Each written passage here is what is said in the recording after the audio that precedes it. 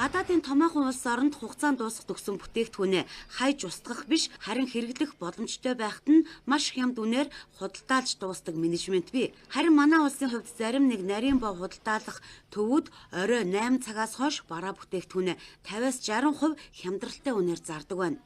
Гэхдээ амархан муудах бүтээгдэхүүнээс бусдад нь ийм менежмент үйлчилдэггүй. Тиймээс хугацаанд дууссан л бол устгалд оруулах ёстой.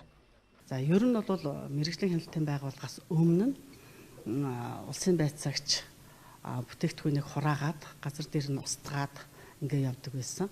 Одоо бол мөрдөгж байгаа хууль тогтоомжоор устгасан одоо хүнсний түүхий бүтээгдэхүүнийг засгийн газрын 2018 оны 198 дугаар тогтоолыг шинээр гарсан. Энэ тогтоолын дагуу улсын байцаагч хураасан, битүүмжилсэн устгах тийм ээ ийм шийдвэр гарсан бүтээгдэхүүнээ заавал одоо тэр аймаг нийслэлийн засаг даргын тамгын газрын даргаар ахтуулсан орон тооны бус ажлын хэсэг шилжүүлж байгаа.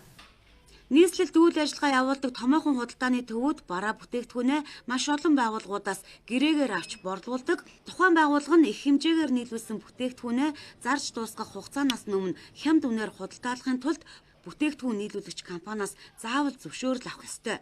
Энэ зохицуулалт нь хугацаа их шаарддаг тул бараа бүтээгдэхүүнийг хямд үнээр борлуулж дуусгах боломжийг хязгаарладаг байна.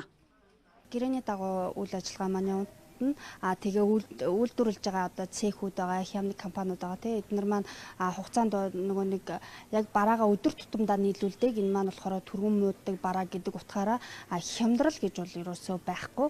Тухайн барааг хугацаанд дуусгаас өмнө сольж өгөх юм уу тийм яг дуусныхан дараа сольж өгөх лангуун дээр бол хугацаанд дууссан бараа бүтээгдэхүүн худалдана гэсэн ойлголт байхгүй гэж ойлгож байна.